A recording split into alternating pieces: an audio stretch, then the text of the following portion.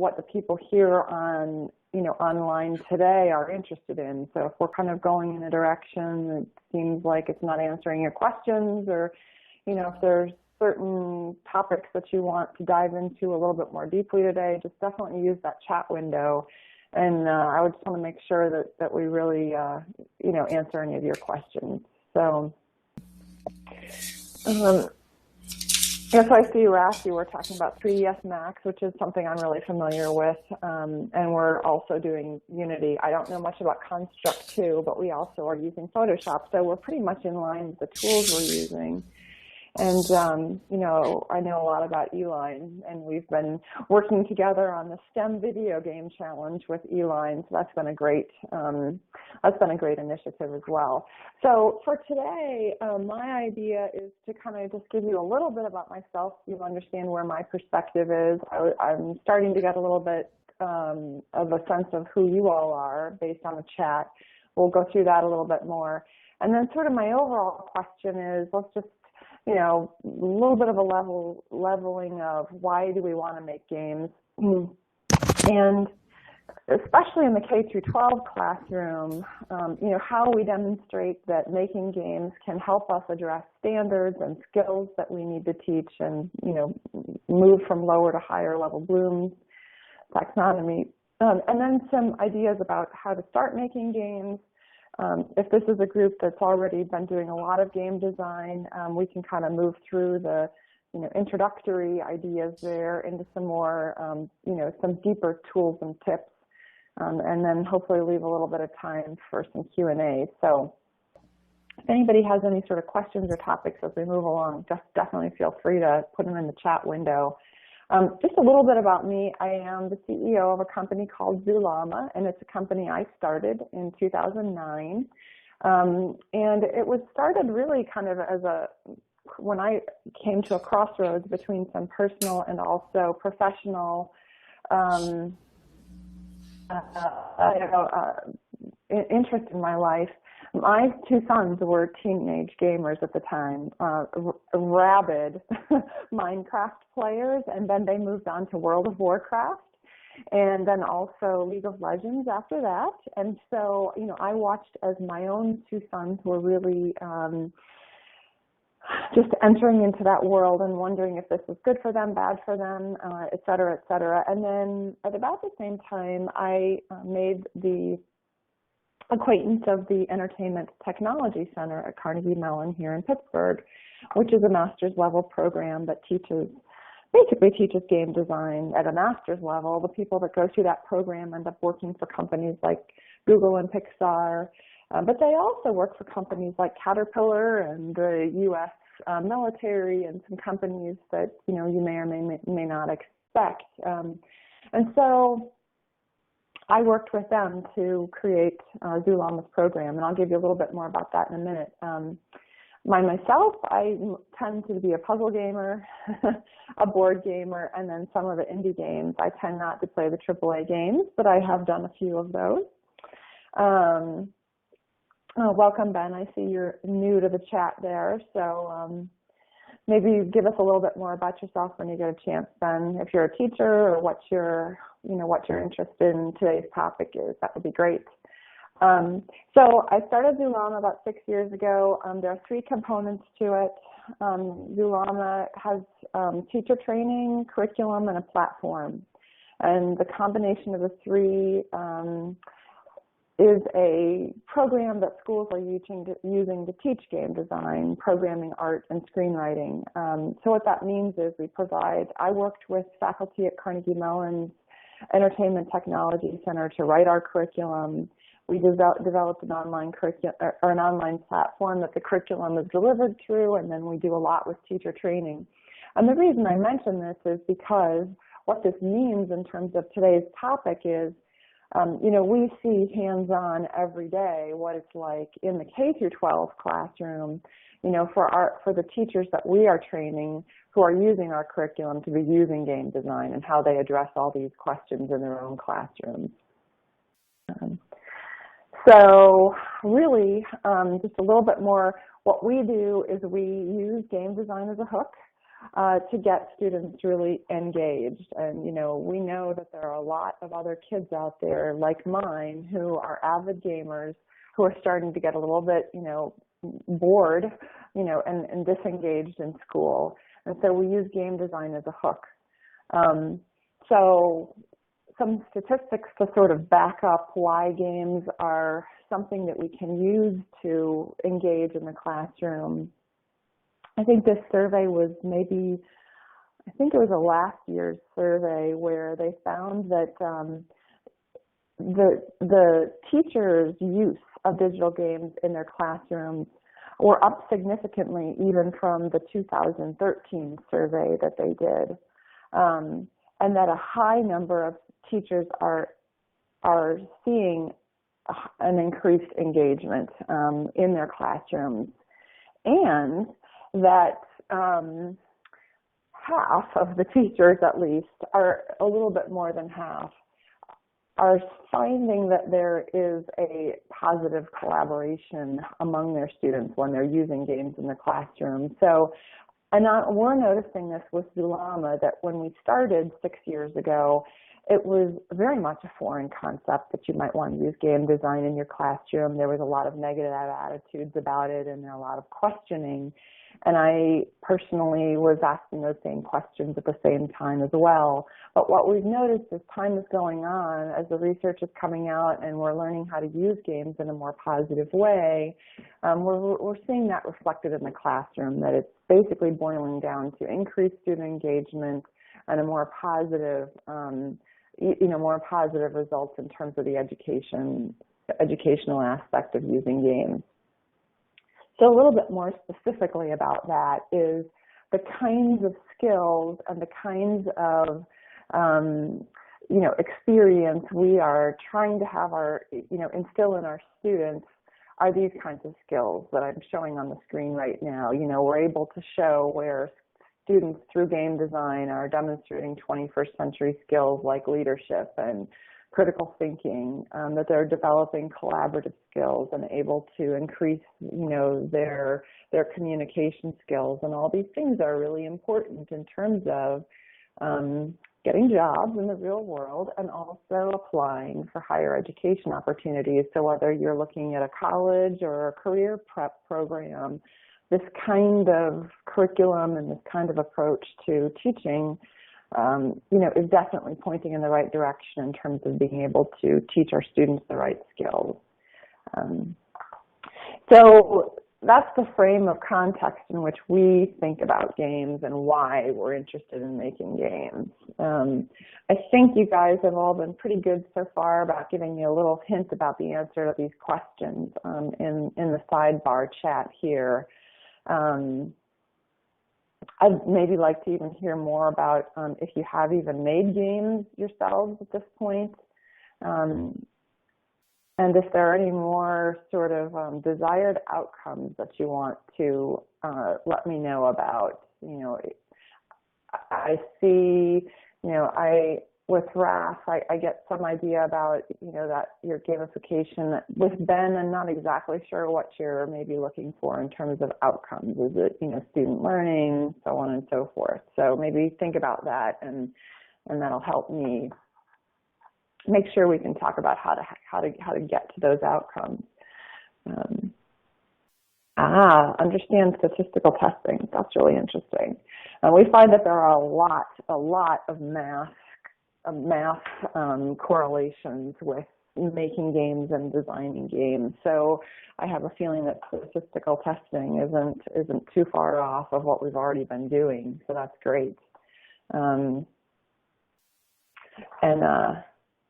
I see all this. This is all really good stuff here. So let's talk a little bit more about the specifics of why games and, what kinds of results we can see in the classroom. And I am speaking more from the K through 12 area because that's where that's where Zulama, has developed their expertise. So, I know that it looks like, Ras, you were saying that you also, are teaching at the freshman level. I don't think we're probably too far off in terms of, that because our program actually is more middle school and high school, not really K through 5, so it's more like grades 6 through 12. And so there's probably a lot of similarities with even freshmen in college. So at any rate, when we talk to teachers about, how the process of game design can move students from lower to higher order thinking skills, here's our example on the screen here about, when you start playing a game, you may start off doing some work with content knowledge, and then basically what that part of game design is identifying your problem, maybe who your target audience is, if there is something you want to teach, by playing the game, or if this is just a purely fun game. Those are the kinds of things you do in the very beginning when you start thinking about a game design project. And then you start writing the rules to the game, making your game pieces, and creating your prototype. And throughout that process, you start moving up through, from those lower to the higher order thinking skills. As you play test and iterate, and then continue play testing and iterating, you do definitely go through that analyzing and evaluating process. And then eventually, you publish your game. And I see you're asking about web to be okay, and that happens to actually be one of my next slides, and I will just try to give you a few specific examples as well. Evolution of games is one of the courses in the Zulama program, and what we've done is there are 14 modules in our Evolution of Games course. And so what we've done is we've shown for each module which blooms, that module applies to. So in terms of teaching, when you're thinking about teaching game design, this might be some kind of a model that you could potentially start using, in your own practice. As you look at a project that you have your students do, you can correlate the activities in that project to the different levels of bloom.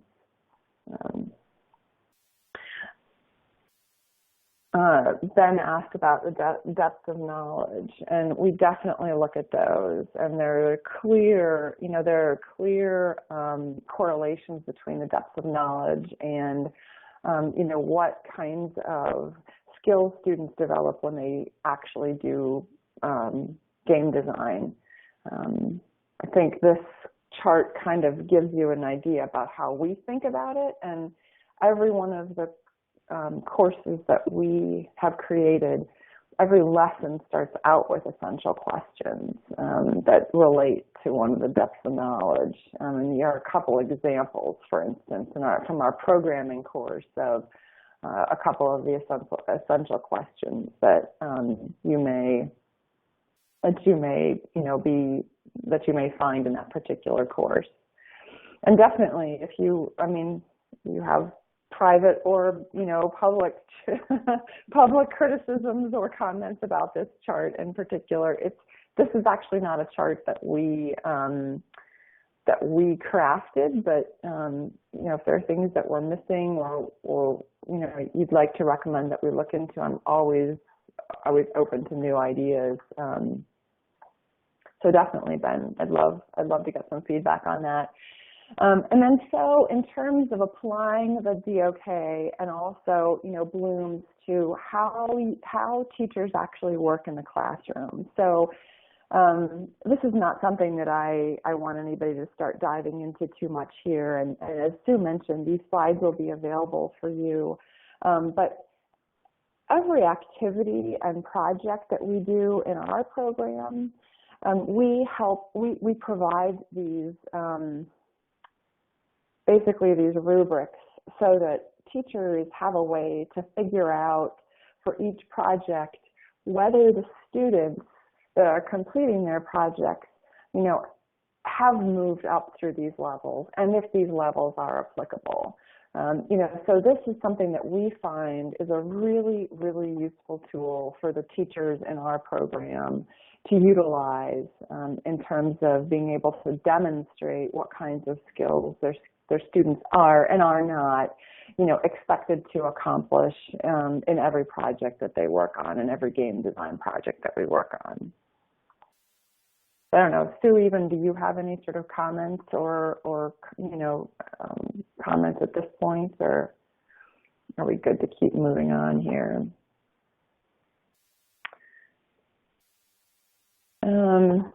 So one more, I'd like to even just continue framing a little bit more about what Zulama's emphasis is. Every one of these green circles represents a semester-long course that we've created. So we start off with a foundations course, and these are really geared for students in grades 9 through 12. We also have a version of our Evolution of Games course that's been leveled to middle schoolers. So that's part of our program. And the reason I'm mentioning this is today I have some specific examples from some of these courses that I'd like to share with you that show how we tie the skills that students are learning in game design projects to national and state standards and so on and so forth. So I just wanted to give you a little bit more of a frame of context about what Zulama is. So these are each semester courses that our content people, in conjunction with the faculty at Carnegie Mellon, developed the curriculum for, and then we also developed the commensurate teacher training that allows teachers within schools to learn how to teach this material in their classroom. And Ras, I noticed you're commenting on the tech ed standards in Texas, and I think that most states are finding it hard to keep up with changes in technology, frankly. And so we see that not just in Texas but other states where we're ending up kind of being the leader in some of these standards and where they need to go because we're entrenched in it. So at any rate, I want to if these are all of our courses, if you notice on the left-hand side, Unity3d Programming is the third course in our programming sequence. And I wanted to give you a quick example from the Unity3d Programming course. There's a project called Ball Bouncer that students in that course complete as part of that course. And I am showing you on the screen now just a little snippet of one of the lessons from that course where the students see a screenshot and there are some directions that they follow in order to be able to create that course. And then on the right-hand side of the screen right now, we show you the objectives of that particular project. And then also you'll see that there are, Common Core state reading standards that we have correlated to this particular, project in that course.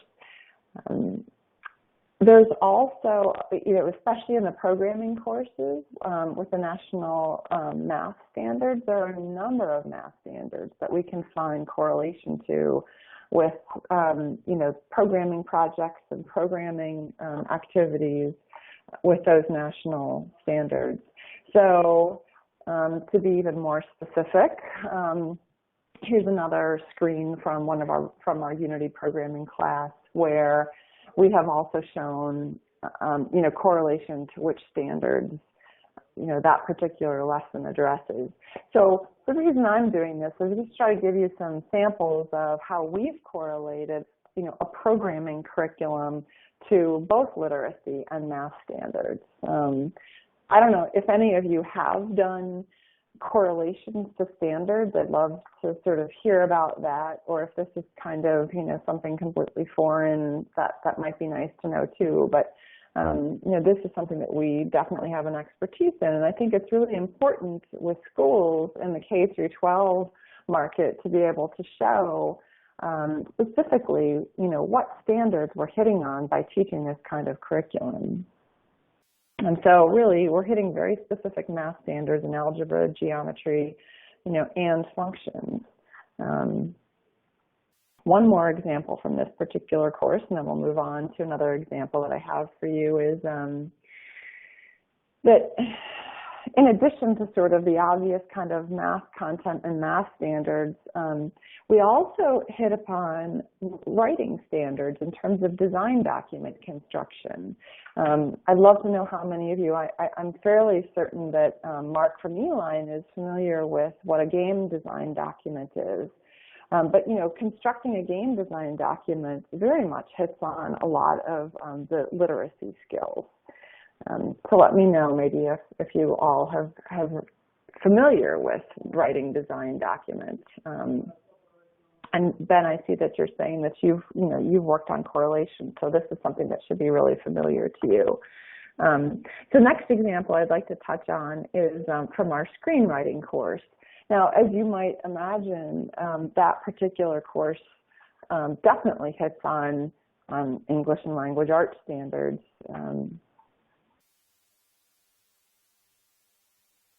And so here's some examples of some of those kinds of standards that screenwriting course, correlates to. Interpreting words and phrases, so on and so forth. So these are the same kinds of standards that apply when students do creative writing projects, research projects. So, you know, we're really trying to sort of show teachers and show administrators that writing for media like video games and for screenplays, you know, is really not that much different than other types of writing that we already kind of quote unquote accept as valid, you know, writing projects. So this is really where we're trying to help shift the thinking and opening up their minds and really specifically demonstrating why, you know, writing for this new kind of media, you know, is very much, very much a valid exercise, and that we're hitting on very specific skills that teachers and students need to be able to hit upon in order to meet these state and national standards. And thanks, Mark. You guys, you do have some really good resources from the STEM video game website. So I encourage everybody to check that website out. It's great. So then I'd like to give you, there's another example of, so right now we've been talking about how sort of the act of programming and the act of writing has addressed standards. There's another layer of how game design can help students and teachers address standards, and that is when you create games that actually have a content area topic. So for instance, and I think the whole sort of serious games, what should I say, the serious games milieu, the people that are, interested in building serious games, generally understand this idea, and they're tackling topics that are very standard specific. So I'll give you an example. Osceola School District in Florida at Harmony High School, they are one of the Zulama schools, and they offer a number of our courses at their high school. This particular game was a Jeopardy game, like a version of Jeopardy that the students in the high school programmed in Unity3d, and it actually, the content of Jeopardy, all the Jeopardy questions are environmental science questions. So you can imagine that when you play this game, you can actually demonstrate that the people who are playing the game are learning, science standards, and the students that have designed the game have been hitting and learning upon game designs, or on the next generation science standards by, creating and researching the questions and the content that's in the game. And standards like this one actually address like AP Environmental College standards. So depending on the content area of the game that games that students are creating, you can not only, hit on, general skills like, Bloom's and depth of knowledge, but then you can also start hitting on specific content area skills and standards. And one more example that I'd like to show you from a different school that's using Zulama is Elizabeth Forward in Pennsylvania. That's near us here in Pittsburgh. The students there made a game it was an EduFacts game all about, it basically correlates with a lot of the social studies standards. So, you can sort of use your imagination with this particular game where, the students who created the game had to, do research on, different areas in their social studies. And by putting them into the game, it's one more level of how these students are, reflecting and analyzing on the content knowledge they're gaining by creating this kind of a quote unquote educational, quote unquote serious game. So, at any rate, one of the things that we always like to, really just impress upon schools, a lot of schools are really under pressure right now to create STEM programs and kind of help fill this gap that we're seeing nationally among the STEM fields where, we don't have enough kids interested in science, technology, engineering, and math. And one of the major concepts that Zulama really believes in, and also the program at Carnegie Mellon, that our program has roots in, is really not to forget that arts idea. And this really ties in with game design so much because it's such a creative pursuit. The program at Carnegie Mellon really combines the best of sort of those right brain and left brain thinkers, where you have the drama and the creatives working hand in hand with people that are, sort of those geeks, the programmers and the technologists and the people who are good at design or, project management. And so the whole idea behind this kind of a program and why teach game design, to continue sort of hammering on that idea about why teach game design, is that it's just a very well-rounded approach to education, and that you hit upon both the technology aspect of what kids like to do and what kids need to do in the future for these STEM careers, and then also making sure that that design thinking and the artistic side of games comes through in the program. So, we see this a lot in business about the 4 C's of 21st century skills. When I talk to people at Google or when I talk to local businesses here, they actually say to me things like, well, we're less concerned about what programming language students know, but what we really want is we want the students that are the collaborators, that are the communicators, the critical thinkers, and the creators, the creatives. There's a few different versions of what the 4 C's stand for, but it's generally these 4 ideas, and there's just a very clear connection between the 4 C's and the act of developing games. And so, what we're really seeing with game design is students basically come away from any kind of a game design program or with projects that they have in their portfolio that they can use to demonstrate mastery and the level of mastery that they've achieved in these 4 areas.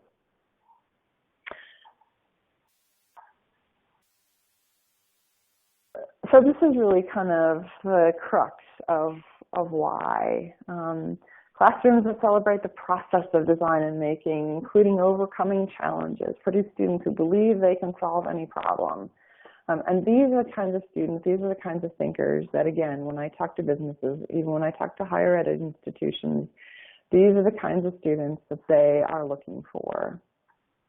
Less concerned about the technology, the exact technological skills, because they say, hey, we can send somebody to a Ruby course and to learn that language if they already know Java, right? But it's really hard for businesses, it's really hard for higher ed to help students gain this sort of an attitude where they can solve problems and that they have the tools to be problem solvers. So again, if anybody has any sort of questions, comments about this, if I'm sort of preaching to the choir here, definitely let me know that we we can kind of move on. I mean, I've kind of moved through the question of why games, and I'm here at this point, more or less getting ready to kind of wrap up that discussion about why games, and then start to move on to how, and give you some examples of how we've implemented game design in the classroom. So to sort of wrap up this idea about why games, this here is very much sort of the general outline of how you move through the game design process. You need to have an idea or a goal or a problem to solve, identify your target audience, and that's all part of sort of this initial brainstorming that happens when you tackle a game design project. Then, you basically design a prototype, and most of the pros don't sit down at their computer to do that. They pull out paper and pencil, and they basically move pieces around on the tabletop, and they, prototype in a very tactile way, because it's a very fast way to start figuring out if your game is going to work, if it's going to be fun, if it's going to solve the problem that you stated, in the beginning that you're trying to solve. And then really you kind of go through this process of play testing and iteration and play testing and iteration until at some point you publish. And when I talk to game designers, one of the things that is a recurring theme when I say, what's the hardest part about designing a game? And they over and over again say to me, the hardest part is knowing when it's time to publish. Knowing when to pull the plug, knowing when it's good enough, because really, truly, you could iterate and iterate and iterate and kind of never finish. But when you're working at a game design studio, a lot of times budget is what finally says, okay, look, we need to get this out in the marketplace and get it generating some revenue. There really truly is this iterative process that, as we find, students actually have quite a difficult time with. Most students are used to sort of moving from the problem to the solution, and then they hand in the solution, and then they walk away, and then they move on to the next project or problem or next unit. And the idea of game design really truly is that it doesn't finish. And there is this concept of failure that is implicit in a game design project that is sort of a foreign concept in our K through 12 classrooms right now, and it's becoming more and more accepted that it's okay to fail and that you can actually learn from failure. This is a concept that most professional game designers are well acquainted with, that you generally understand that the first couple prototypes that you build are not what your final game is going to look like, because you generally do go through a few stages of failure before you hit that first success. So this is another one of these aspects, of why game design is so important for students. So just big picture in terms of the outcomes that Zulama's program is really going for, and that most teachers, why they're using game design in their classroom are to help their students develop these 21st century skills, the communication, collaboration, creative expression, et cetera, et cetera. A lot of times to really help their students get sort of an edge up on, their careers or their entry into college or university, because they come away from this kind of a program and any kind of a game design program with I always have a hard time saying the word portfolio, but they come away with portfolio-worthy artifacts. And you talk to any game designer, I'm pretty sure Mark could back this up, any game design company, they say, look, we're not really interested in looking at what their test scores were, what their, how many AP credits they earned in high school. What we want to see is what have they done. We want to see the projects they've completed, the games that they've made. So that portfolio is really, really critical for students, to demonstrate that, their knowledge and what they have accomplished. So, and that's kind of right. So yeah, Mark's agreeing about how critical the portfolio is. I think some schools are sort of used to this idea that, maybe that, they need some kind of a test at the end to assess, whether students have learned, what they have learned. And I will say the game design industry is an industry that basically says we just don't care about tests. We just want to see, what students have made. So, I think that being able to assess based on portfolios and, using formative assessment as students move through the game design process is really what we need to be thinking about as teachers, and not really focusing on any kind of a, end of the game certificate. Yeah, and Sue's confirming the same thing, that the portfolio is the #1 thing, and it is important.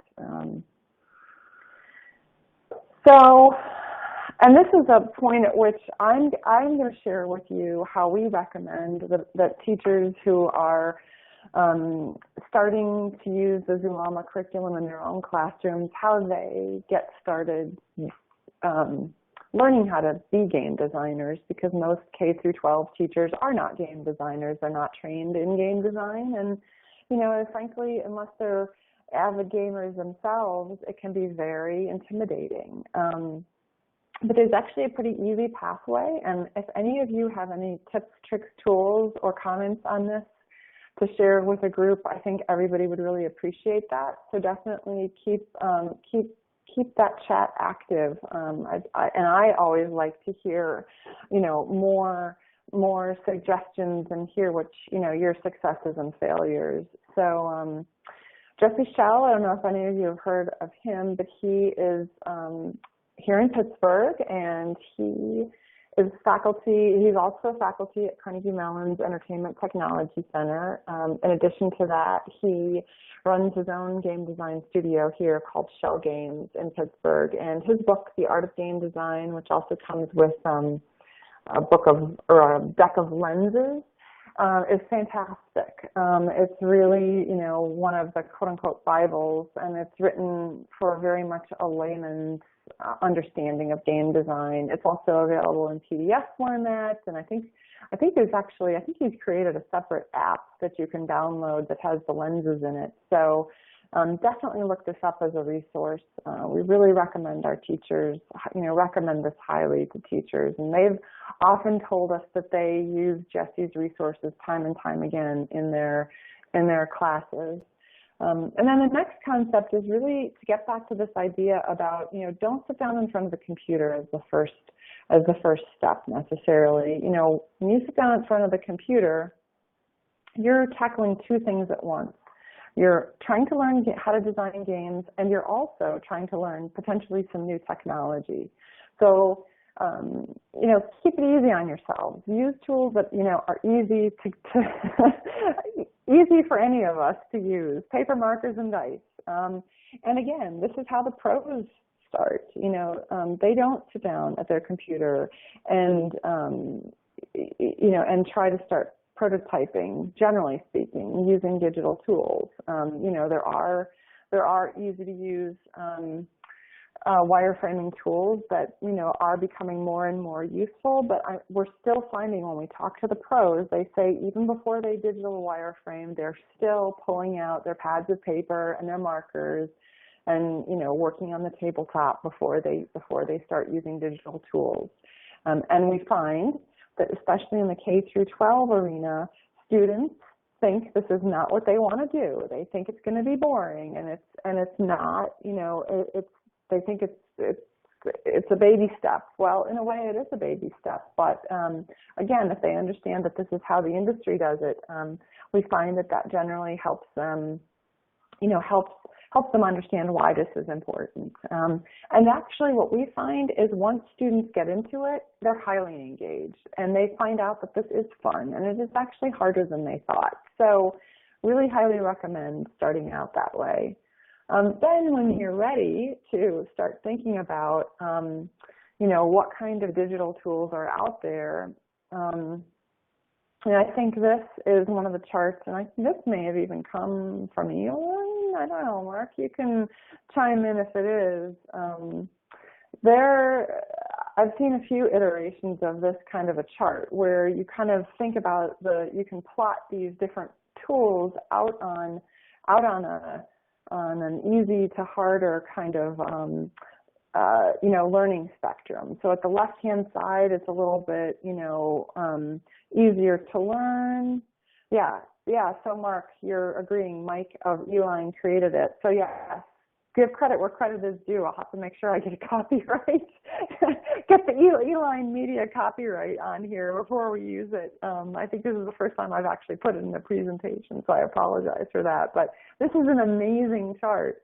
And it really does show that there is sort of this continuum. So a lot of these kids that we deal with will kind of get in the classroom and say, oh, I want to work in C++ because that's what they think the industry is using, or I want to work in JavaScript, right? And for some students, their background may lend that, may lend to that, and maybe some teachers are comfortable with that.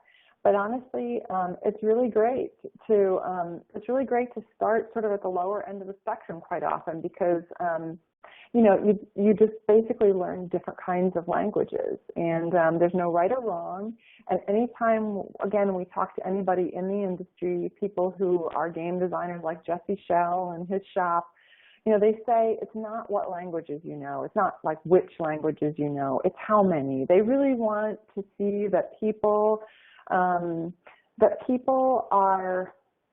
that they have the capacity to learn different languages and learn how to use different tools. So we generally try to emphasize for those students who kind of get their nose all bent out of shape because, we're going to be using GameMaker in a course instead of Java, that, hey, look, it's not about, Java or nothing, that learning lots of different tools will do more for you in the long run than focusing on one specific language.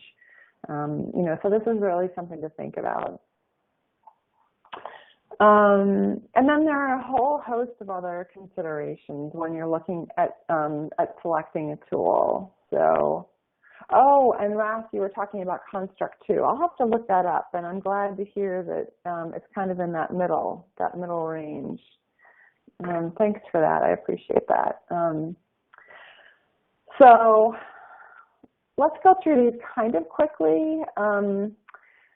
One is to think about the type. So some of what's on the previous slide are toolkits and engines versus programming languages, right? So for instance, Scratch is what I would call a toolkit. It's a way that you can drag and drop bits of code to make a game, but you don't have to learn the language behind Scratch necessarily in order to make those games.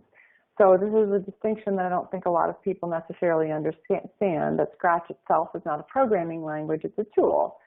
JavaScript is a tool, is a programming language. There are tools that you can use to make programming in Java easier, but Java itself is a language. So do a little bit of research and figure out what it is that you need to use. And again, sort of at the easier end of the spectrum, you'd be using a toolkit. At the sort of harder end of the spectrum, you'd actually dive into using a programming language and actually, learning how to code in that language. Another consideration is what the community and the tutorials are like around whatever tool you select. And I can tell you that, say for instance, the Scratch, which came out of MIT, has a very robust community around it.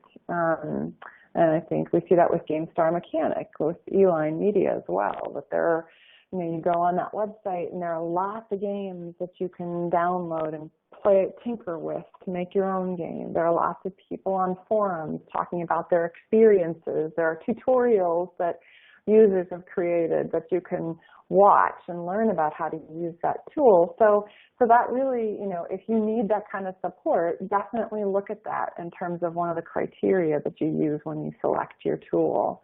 The other thing is your age and experience level of your students. If you're middle school versus high school versus higher ed, that's definitely going to influence, what tool you want to select. And I will say that even among, say, for instance, high school students, we have done sort of, I wouldn't necessarily say that they have to be at sort of the harder end. I think even high schoolers, if they have not had any exposure to game design or any kinds of coding, starting off with a sort of simple toolkit like Scratch is not a bad way to start. They just level up pretty quickly with that and just be prepared that they might move through a Scratch project fairly quickly and be ready for something more advanced more quickly than, say, for instance, a middle school student. So and then platform is the next on my list. And what that means is, so again, some of the examples on this game making tools screen are platforms, and kind of what that means is, oh yeah, high schoolers are intimidated when encountering new tools. That is definitely true. Although we're finding that they are really good at what they'd like to do is then they go find tutorials and they're willing to sit and watch, and a lot of them definitely learn in that way, which is actually a different way of learning than a lot of us adults. It's kind of a newer way. It tends to be a newer way for the adults, and it's more kind of expected for the students.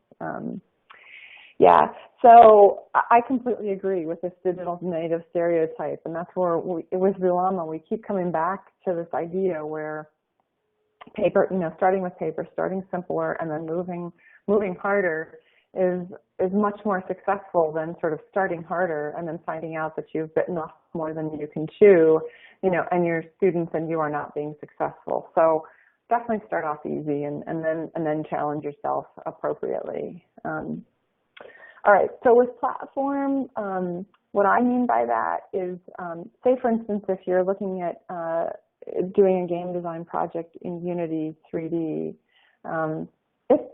that Unity pretty much can publish to any platform, meaning you can create a game that will work on a PC, on a Mac, on a mobile device. It'll work in a web browser, so it publishes to numerous platforms. There are some, so if you want to make, so say for instance, if you want to make a mobile game, you need to make sure that the tool you use has the capacity to publish to a mobile device. And that's just a matter of looking at the specifications of the tool that you're looking at, but just be aware that, every tool doesn't publish to every kind of a platform. I think the learning curve definitely ties back into that tutorials idea about, assessing even your own experience as a teacher, how and what your commitment to the learning curve is. Are you going to learn alongside your students, or are you going to try to become an expert before you start teaching this in your classroom? That will influence, what kind of a tool you select. Again, making sure that you identify your outcomes, that's always important. Cost is always important as well. Is this a free tool, or, are there a paid tool? And I will say that even a lot of the tools that have some level of paid have some level of free. So most of the tools you'll find, you can at least do some kind of work in them without having to pay a fee. But that's also where you need to be careful to understand where that cutoff is, so that you don't get halfway through a project and then find out that, in order to get to the next level, you are going to have to pay something, and then that leads to some serious disappointment. So definitely make sure you investigate the costs of any tool. Another one that most people might not really think of off the top of their heads is whether the tool is a two-dimensional or a three-dimensional tool. So for instance, if on this slide, Game Maker is a 2D game engine. So the games that you make in Game Maker are two-dimensional, versus Unity, it's a three-dimensional engine. And there are a couple things to think about in 2D versus 3D.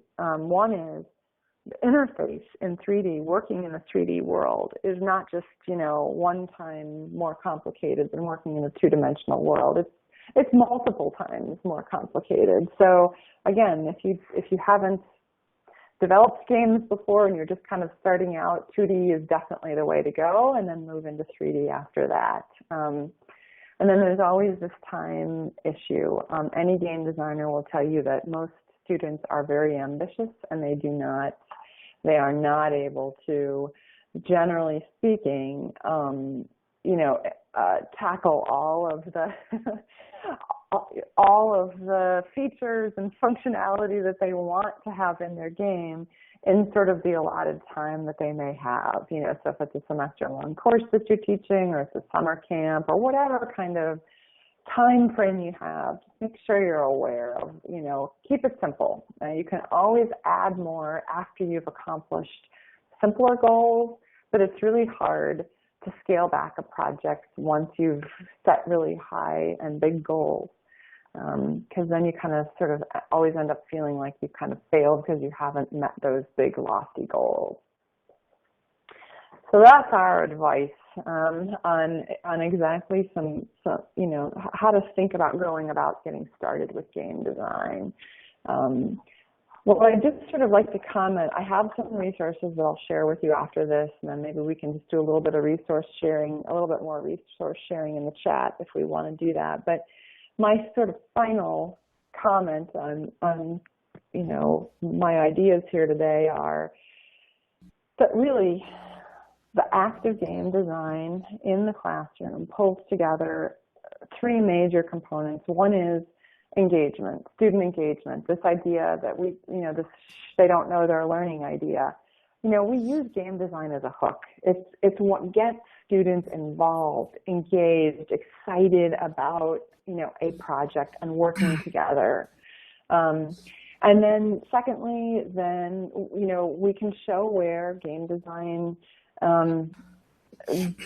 where the standards apply, where we can show that the active game design really pulls us through application standards. And then the third part about game design in the classroom is that we can clearly demonstrate that students develop these 21st century skills that we're, more and more as teachers being charged with making sure that we develop in our students. And so last couple slides to share with you, and again, Sue has mentioned that you'll be able to get a copy of this, so you don't need to try to capture any of this. But there are a few videos. I don't know if you've ever heard of this Penny Arcade, but Penny Arcade has a whole channel full of amazing videos that tackle all kinds of different game design topics. We highly recommend that. There's one in particular. Randy Pausch and Jesse Schell are both involved with the Entertainment Technology Center at CMU, and we always highly recommend their videos. And then Jane McGonigal's TED Talk, if you've never watched that, definitely gives you a great perspective, on game design. I am a rabid podcast listener. There are some amazing podcasts out there on game development and also game design in the classroom. Ed Gamer is probably one of the groups that has the most podcasts that are directly related to how games and game design can be used in the classroom. So I highly recommend Ed Gamer in particular. And then there are a whole bunch of books that are out there that we recommend, our teachers, and our teachers have recommended for us. So if any of you have anything else you want to share, go ahead and do that. If there are any sort of final closing questions, comments, love to hear those. Sue, if you have any other sort of questions or comments or anything closing, I've kind of moved through how, the material that I have for the group here today. But if there's anything we want to dive deeper in, I may have some more information if anybody has any more questions. So just let me know here. I'll give everybody a couple minutes to kind of chime in. And thanks, Bob. That's great. It's really good having you. So I hope this is useful for you.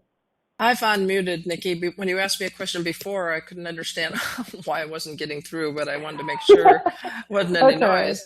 Unmuting myself.